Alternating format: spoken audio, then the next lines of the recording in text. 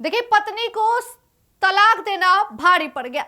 पत्नी को तलाक देना आखिर भारी क्यों पड़ गया? इस कदर भारी पड़ा कि प्रेमी उसके पति लगातार ट्रैफिक रूल तोड़ने लगे। आखिर ट्रैफिक रूल क्यों तोड़ने लगे? इसके बाद यह मामला कैसे उजागर हुआ? जहां पति लगातार ट्रैफिक रूल तोड़ने लगे, पत्नी से नाराज हुए, उसके बाद इस कदर नाराजगी जताई कि थाने तक मामला पहुंच गया। जहां कोर्ट तक तो मामला पहुंचा ही था, तलाक तो हुए ही थे, लेकिन अंजाम अब भुगतान के दौर से किया जा रहा है। भुगतान के तौर पर जहां ट्रैफिक चालान भरना पड़ रहा है, लेकिन अब पत्नी बैठी नहीं, थाना तक जाती है और थाने में मामले का शिकायत दर्ज करती है।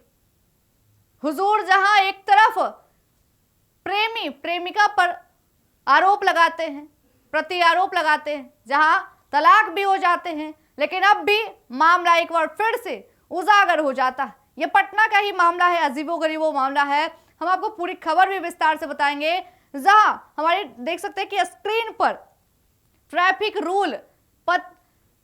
रूल तोड़ना भारी पड़ जाता है।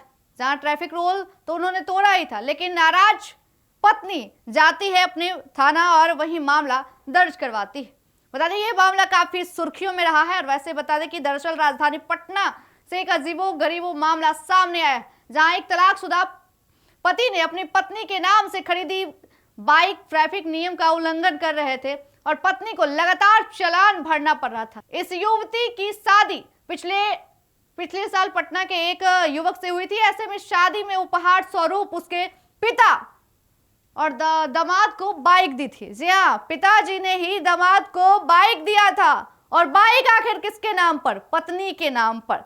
तो भरपाई किसे करना पड़ा? पत्नी को। लेकिन दहेज में तो दी गई गाड़ी, दहेज इस तरीके से, जहां बिहार में दहेज प्रथा बंद है, लेकिन बात करें तो दहेज में जो गाड़ी दी गई थी, 1 साल में तलाक हो जाता है। लेकिन तलाक के बाद भी प्रेमिका पर इस कदर कहा जाए लगातार चालान के द्वारा ट्रैफिक रूल तोड़ रहे थे और चालान पत्नी को भरना पड़ रहा था। लेकिन मामला वहीं अटकता नहीं है, मामला और भी आगे जाता है। वहीं शादी के 1.5 महीने बाद पति पत्नी के बीच विवाद होने लगता है और वहीं तलाक कोर्ट में केस चल रहा है। वहीं बता दें कि इस बीच पिता ने बताया कि दामाद 3 मास से 4 बार ट्रैफिक नियम तोड़ चुके हैं। उनकी बेटी मोबाइल पर इसका चालान आ रहा है, उनके नंबर पर लगातार मैसेजेस आ रहे हैं। इसको लेकर वो थाने जाती है और सनहा दर्ज करवाती है। इधर इस मामले को लेकर पुलिस पदाधिकारी ने कहा कि कैसे जानकारी होगी कि अब बाइक पति के पास है। ऐसे युवती और उसके पिता के इस संबंध में शपथ पत्र बनवा कर देने के लिए कहा। युवती ने बताया कि पति को बाइक लौटाने के लिए कहा, लेकिन उसका कहना था कि अभी तलाक का केस चल रहा है, इसके बाद निपटारा होगा, उसके बाद लौटाया जाएगा। जी हाँ, जहां तलाक तो हुए थे, दहेज को वापस करना था, लेकिन मामला कोर्ट में फंसा था, मामला कोर्ट में चल रहा था, लेकिन उसके बाद लौटाया जाता। अगर फुल्ली केस जीत जाते, उसके बाद लगातार अगर बात करें तो लौटाने की बात हो रही थी, लौटाया नहीं। लेकिन अब मामला और भी सुर्खियों में रहा, लेकिन आप लोग सतर्क रहिए। इस तरीके से प्रेमी द्वारा लगाए गए आरोप पत्नी को भारी पड़ गया। लेकिन आप लोगों को क्या लग रहा है कमेंट सेक्शन में जरूर बताएं। फिलहाल के लिए देखते रहे फर्स्ट बिहार झारखंड। धन्यवाद। पैनोरमा ग्रुप, जो सोचता है वो करता है। ये लो, मुंह मीठा करो। आज मैंने अपना जॉब छोड़ दिया, अब हम पूर्णिया वापस जाएंगे।